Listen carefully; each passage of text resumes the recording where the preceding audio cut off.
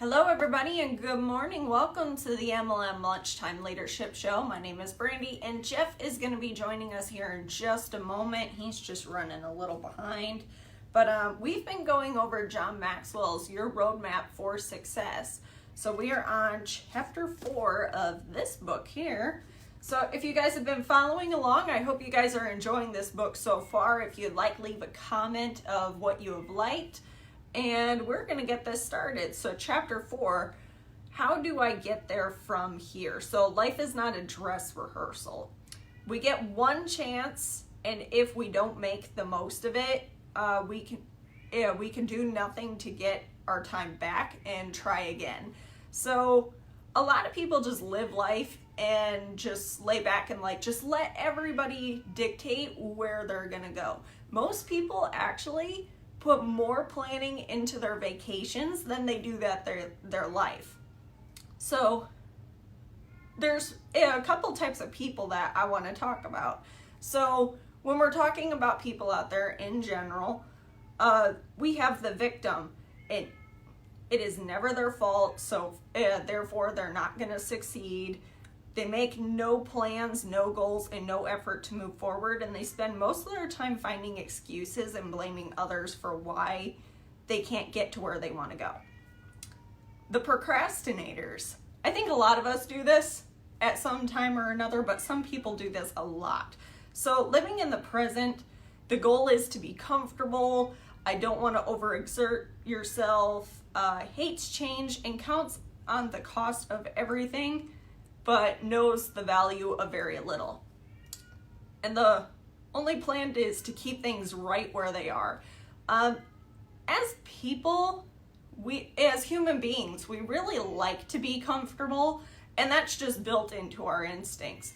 We like to be comfortable, but at the same time, we like to have chaos, which is why most of us are insane.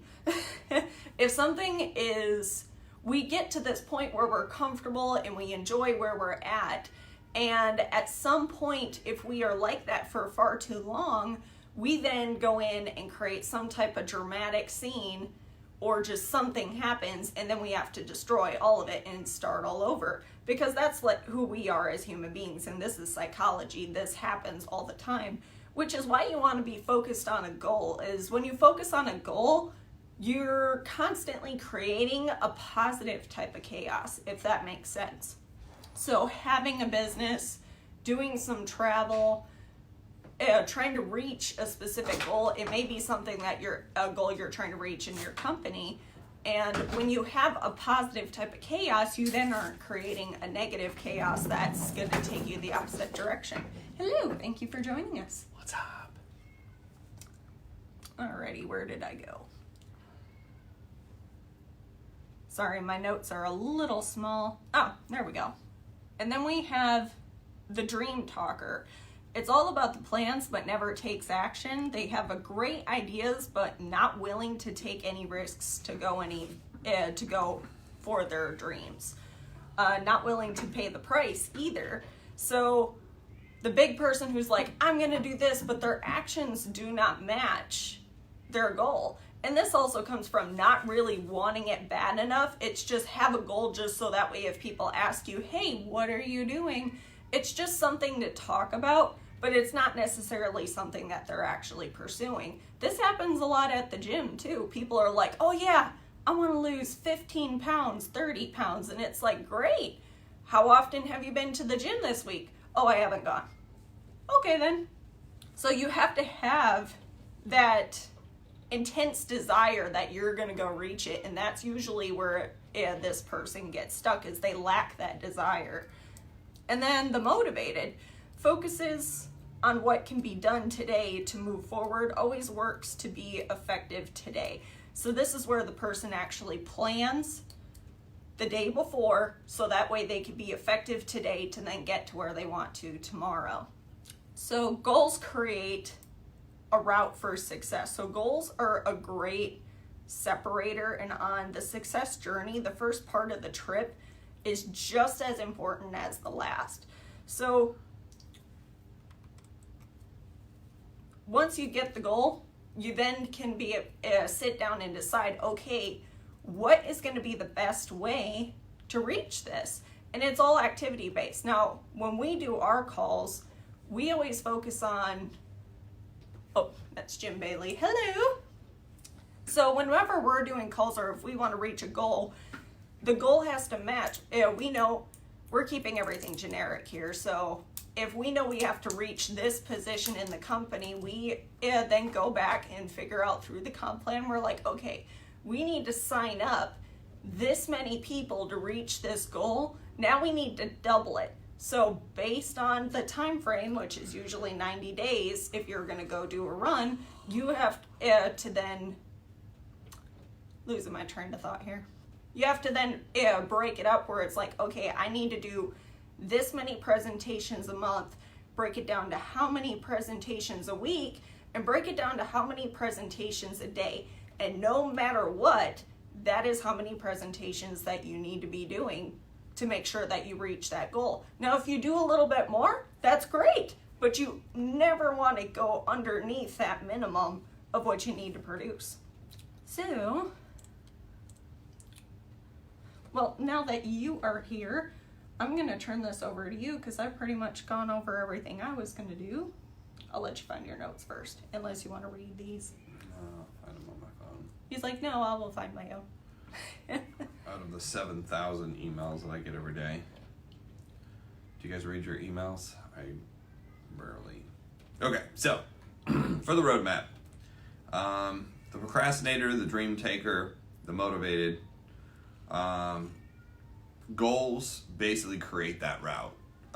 It gives you absolute direction on where you're going, draws out your sense of purpose. The number of people today basically who lack strong purpose, John says, is astounding.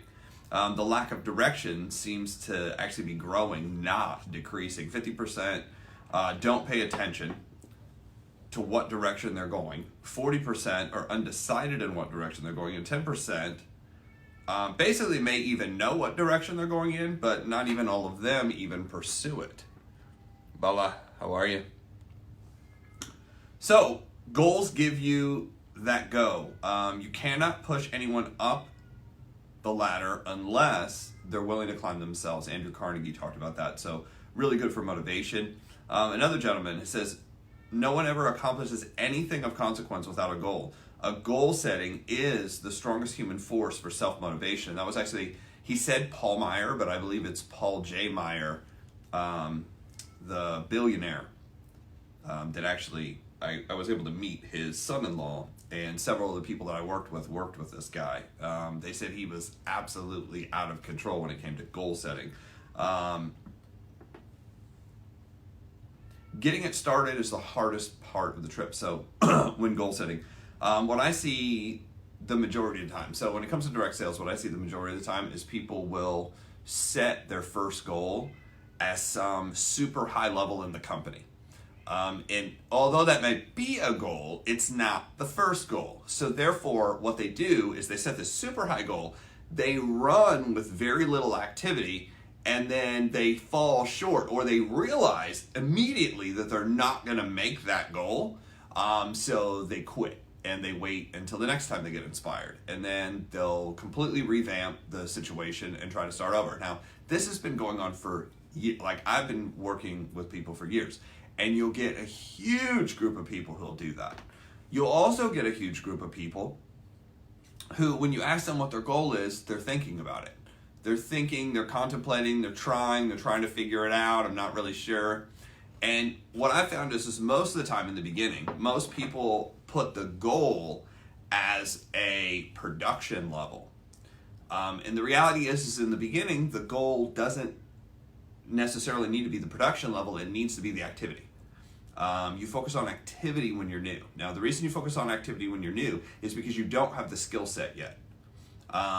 Just like if you were playing basketball or soccer or any sport or any game for that matter, you don't start out playing the game competitively to try to win. What do? You practice. You practice over and over and over again. How many times do you have to practice shooting free throws and shooting three-pointers and shooting period or dribbling, how many times do you have to practice that before you are effective in a game? And the answer is it's different for everybody. That's true. But in the majority of the time, it's going to take 6 weeks, 8 weeks for you just to get good at it. And that's if you're practicing every single day.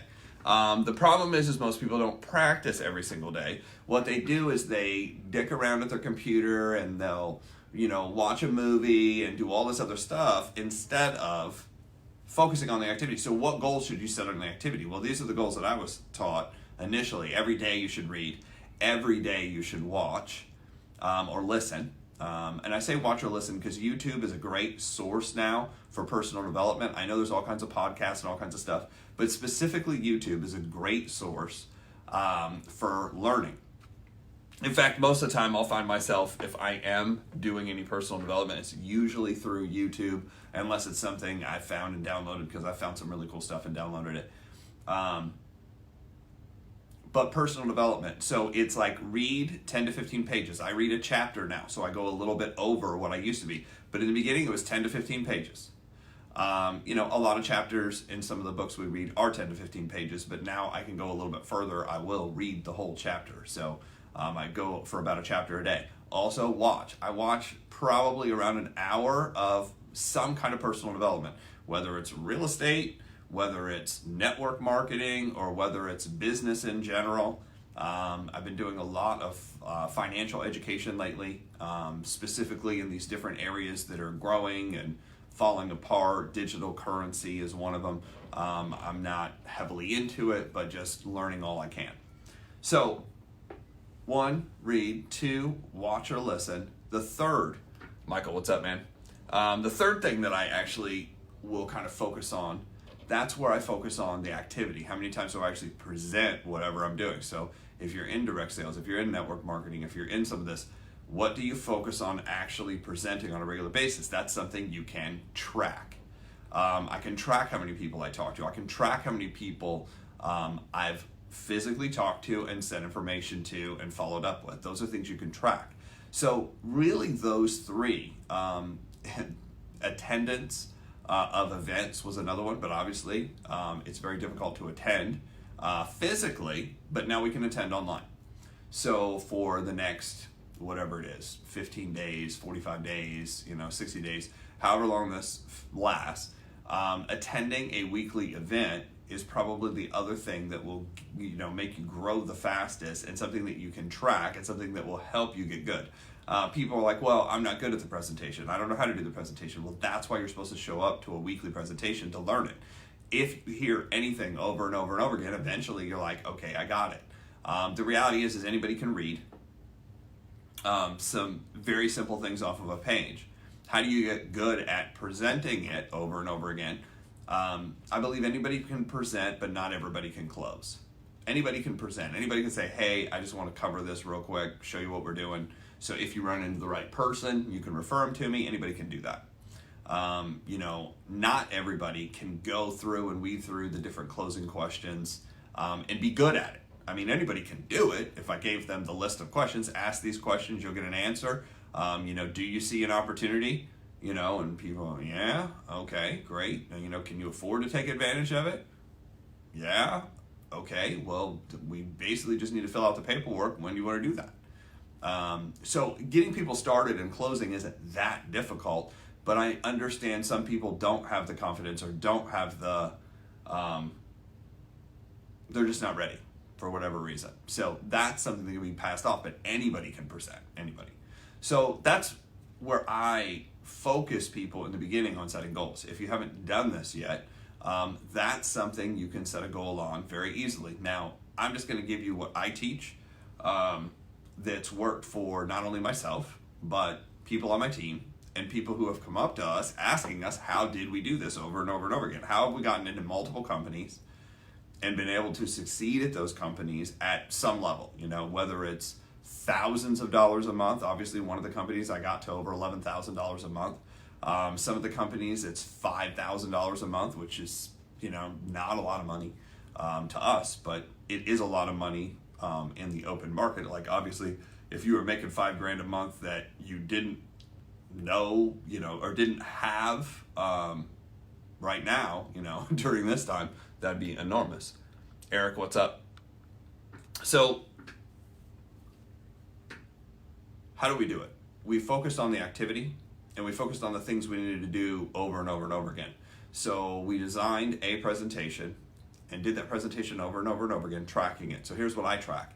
15 presentations in a month. So if I take 15 different people, that's the key, 15 different people, not talking to the same damn person every day about the same thing. They're like, well, I've talked about this so much. I'm like, no, you talk to the same damn person over and over again. So you have to talk to 15 different people. 15 different people is basically what I would call crawling in the industry. You're crawling, you're learning how to do it. You're trying to figure it out. By the way, until you hit about 100 presentations, just like until you hit about 100 free throws, understand, hit 100 free throws, meaning you scored, went through the hoop on 100. How many shots do you have to take to get to that 100? Now, when you really get good, you can do 100 in a row. Now, you probably aren't going to be able to do 100 presentations in a row in a day. But 15 is like, that's the starting point when I see people start to succeed. Something happens. The second goal is doubling that to 30. At 30, what you'll typically find out, Don's here, what's up, sir? At 30 presentations in a month, you'll typically see stuff start to happen. No, sending out information to people is not a presentation. No, it's not. I've been saying this for 15 years. People always look for the cheapest, easiest bullshit solution that is not going to get them to where they're at. I have people that are in my school that I teach this, and they pay me to teach this, and they still don't follow the damn directions. So there's nothing I can say, or there's nothing I can do to kind of hammer it home more than you have to physically learn the president. You. Now, the reason it has to come from you is people don't sign up with products, and people don't necessarily sign up with companies. They sign up with people. And people look for other people who are sharp, who know what they're doing, who are enthusiastic. And I have this list of C's that I learned. People who are clear, people who are concise, meaning they can get it out in a certain amount of time, people who are confident, people who are consistent. That's what people look for. And if you're just sending people to this website or this video, that video, you don't appear to be any of those.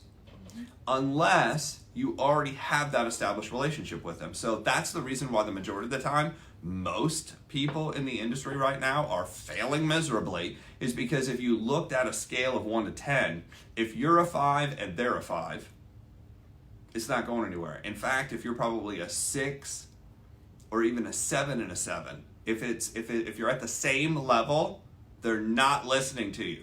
Now, what does it mean by 1 to 10? I'm talking about 1 to 10 in income, 1 to 10 in influence. Those 1 to 10 in influence, 1 to 10 in, not necessarily you're a good person or not a good person. Because a lot of people say, well, if you're a good person, everybody will look at what you're doing. That's not true. David Barker, what's happening, sir?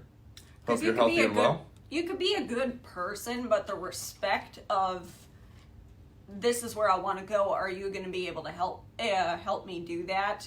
People could see the difference. A lot of times the influence, have you ever noticed, like, if you go to talk to your parents and you tell them, oh, this is how this works. I do this with my mom all the time. She'll ask me a question, be like, hey, I need help with this.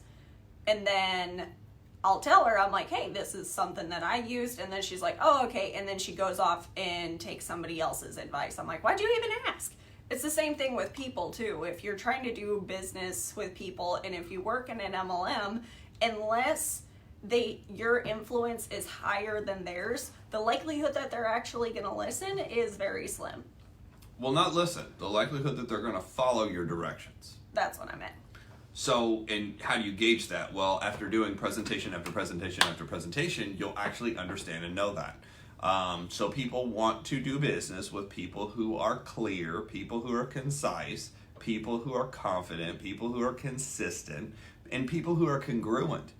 What is congruency? If I ask you for a favor and I show you what's going on, and then I try to slam you into something, you have to sign up, you have to sign up, you have to sign up, it's the best thing in the world, then I'm incongruent with the message that I'm sending, and that's why people run away. So 15 presentations, crawling. 30 presentations is walking. Now you can walk from Indiana to Mexico. It's going to take forever, but you can do it if you walk, 30, 40 miles, in a day. I guess you could do that. Not that you'd want to do that. You could walk 3 miles in a day, every day. And you can make it to Mexico. You could walk there. It would take forever, but you can get there. So at 30 presentations in a business is where I see everything starts to really happen. And what I mean by happen is this is where, if you're doing it 30 times, typically that's 30 times once a day.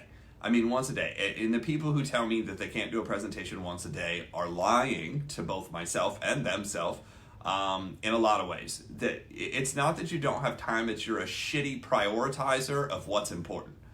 And I can say that honestly because I was a terrible prioritizer of what's important. Now, yes, you might be tired. Yes, you might be drained. Yes, the day might be long, but the fact that you can't have that 15 to 20 minute conversation with somebody is horseshit. You can, you just don't. Because I guarantee if I put anything out there that was important enough and said, if you do 30 presentations, you get this, people would do it just like that. It's just the reason behind why you're doing it is not important enough. But 30 presentations is where everything takes off. It's where you get good enough, fast enough, where you can beat something called attrition. Attrition is the rate at which people get out of the business from getting in. If you go too slow, what people do is they start to question why the hell they did this, why they signed up. They're like, so what's happening now? Nothing. No presentations are done. No new people are here. It's the same 2 people on the webinar. It's the same 2 people. That is not a good thing.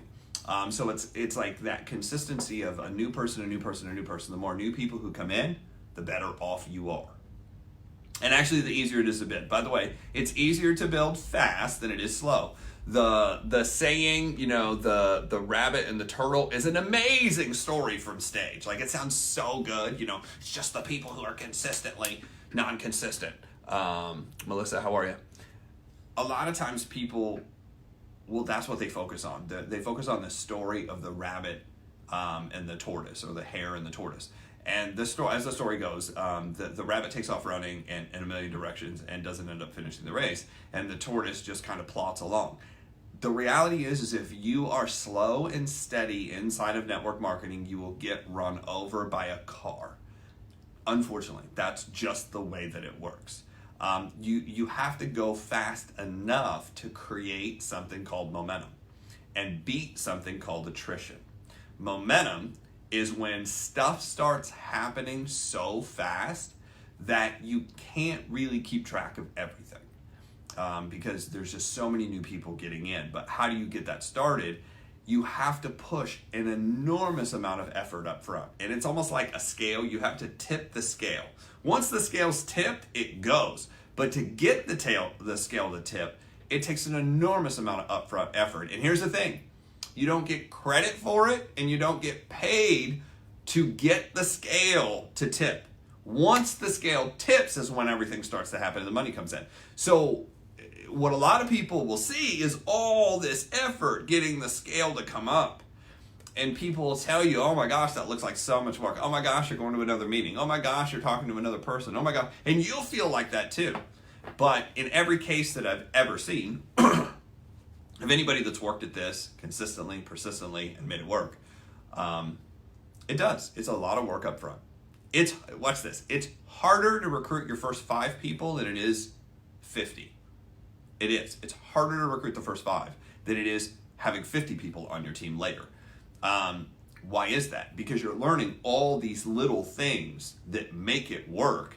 But if you're not doing the work fast enough, what is the work? The presentations. How do you keep on track? How do you keep your mental on track to be able to do that? That's why you read every day. That's why you watch or listen to personal development every day, is you have to get yourself into a state. That's what they call it. Judith, how are you? You have to get yourself into a certain state where you feel confident, you feel clear, You feel like you can be consistent at what you're doing. You want to stay congruent, and you want to stay concise. Excitement helps you do those things. 30 presentations, at 45 presentations. And people are like, oh my gosh, you present more than once a day? Yeah, it's legal to do that still.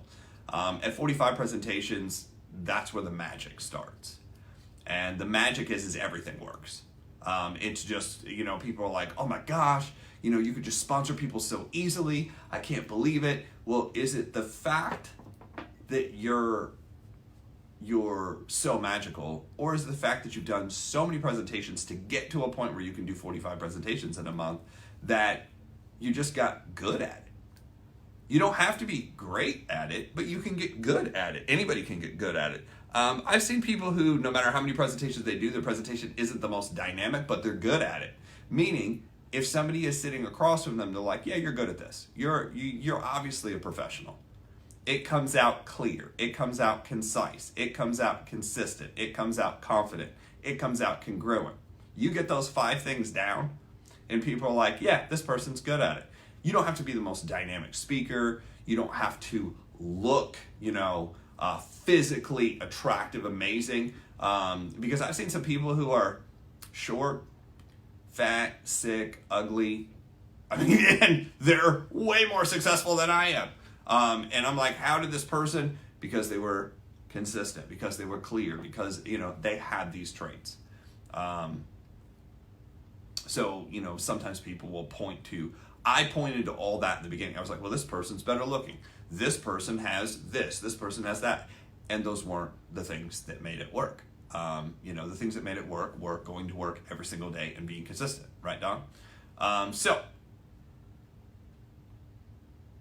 45 presentations is running. 60 presentations is sprinting. Now, what I realize is very few people can sprint consistently, but you can sprint over a period of time. If you want to get really, really good, really, really fast, you sprint. Now, a sprint is basically doing, a sprint is basically doing as much as you can, as fast as you can, for as long as you can. Now, what does that mean? So typically you want to pick a 30, 60, 90 days. 90 days is about as long as you can run all out without losing your mind, your family, and everything else. But it's really 3 presentations a day. So right now most people have no excuse. Most people are sitting at home. Most people are playing on Facebook all day. So most people can do this. 3 presentations a day. It seems like nothing, right? I could do 3 presentations a day, but could you do it consistently over a extended period of time? Everybody can get up and eat one good meal. Everybody can go do one workout, but it's doing a workout every day, consistently, over a long enough period of time that basically compounds into success. That's how it works. So, 15, 30, 45, 60. What is your number? What is your number? The reality is most people's number who are struggling in the industry never hit any one of these numbers. They basically usually don't even break double digits, meaning they're not even presenting to 10 people in a month, which means they're not even producing enough activity to create a result. People are like, but I talked to somebody. Don't I get credit for that? No, you don't fucking get credit for that. You can write them down as one of the people you talk to, but there's no magic that happens out of doing that. That's like going outside and shooting one basketball and making one free throw and being like, why is the NBA not showing up? Where's Phil Jackson at? Why is he not calling me and telling me, LeBron hasn't called and told me he wants me on his team, and you've made one shot. But people will actually try to justify that and be like, well, I should. I did one presentation, but they won't get in, so this doesn't work. Again, you got to go through a lot of people. So that's what I got for goal setting. That's what to focus on. Activity. But focus on, guys, you can do this in a very short amount of time, or you can extend this over a long time. The reason I teach it the way I do is I teach it with the minimalist, if that's a word? Smallest. The least amount of effort. There we go. That's what happens when you're tired. The least amount of effort. I teach it with the least amount of effort with the maximum result. Now, the least amount of effort is a physical presentation.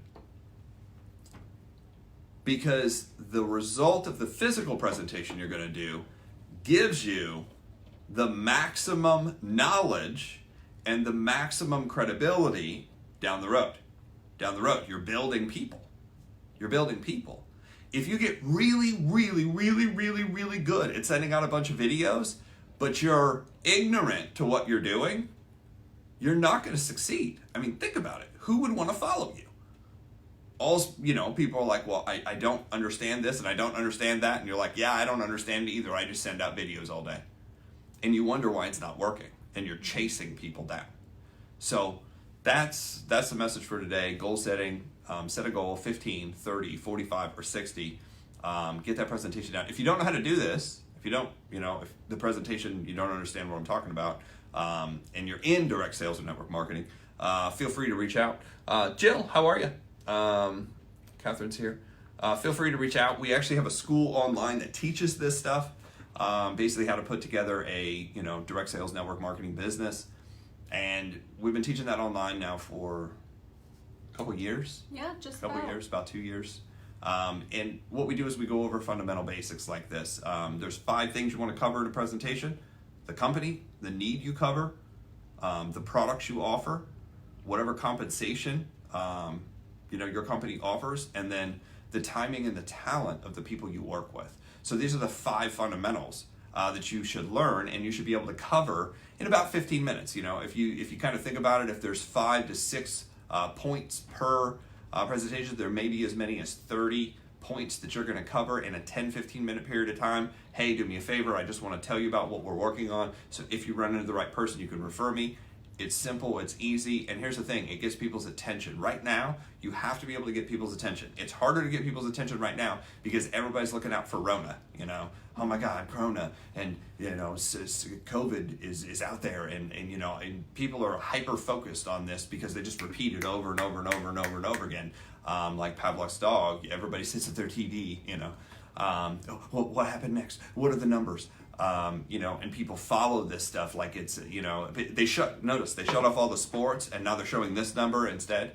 And people just follow it like it's sports, there's nobody who wins there probably is somebody who wins, but we'll talk about that later. Tomorrow, we're going over chapter 5. If you want notes, so I basically learned, every single book I read now, I take notes and I email them to myself. Now, this is good. If you have kids and you're trying to teach them to focus and have everything, what if you had, some people have read way more than me. If I would have started doing this, I guarantee I'd have a couple doctorates by now. If I would have started this earlier or learned this. But basically, every time I read a book, I'll take notes in a Word document and then I'll email them to myself. The reason being is now I can recall anything I've read that I've done this with. I have a friend that basically got straight A's at UCLA, which, is pretty solid. Straight A's at UCLA, top of the class, and I was like, how did you regurgitate and think about all? Well, every time I read a book, every time I study, I type all the notes into a Word document, I email them to myself. So at any point, anytime, anywhere I can get to email, I actually can recall all those notes. And I thought, well, as a speaker, trainer, coach, how amazing would that be that you could study all this stuff, and being around John Maxwell and learning from him and how he presents himself and how he collects information. He's been collecting information for about 40 years, but he had this giant file cabinet of all these 3x5 notes. I was like, how amazing would it have been if he would have digitally cataloged all that, where he could just type it in, and if somebody asked for something, he'd be like, oh, I have my notes on that, I could just email them to you. Boom, now you have the catalog. My thought process is if Google goes down, we're all done. If Google goes down, you can't get to that, we're all done. So I send all these notes to a Gmail account, and now I have all my notes. I can recall it at any point. If I'm looking for a book, a quote, a saying, a chapter, if I wanted to study something, leadership, whatever, now I have all the notes. So just a tip, maybe it'll help out. Tomorrow we're going over chapter 5. If you want my notes that I take on each one of these chapters, instant message me. I got one from Shamala, I got one from Becky, and I got one from Jerry so far. So people are sending me over their email.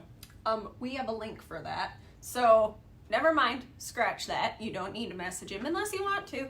But I'm going to put a link in the comments below, so if you guys want us to email you the notes, I will put a link in the comments so that way you could go enter in your email and then we will send you those notes. Becky, I have actually already added you to it, so don't worry. Everybody else, I'll go ahead and add you in. So with that, we will see you guys tomorrow. And tomorrow is Friday? Damn. We don't even know what day it is. I don't know what day it is.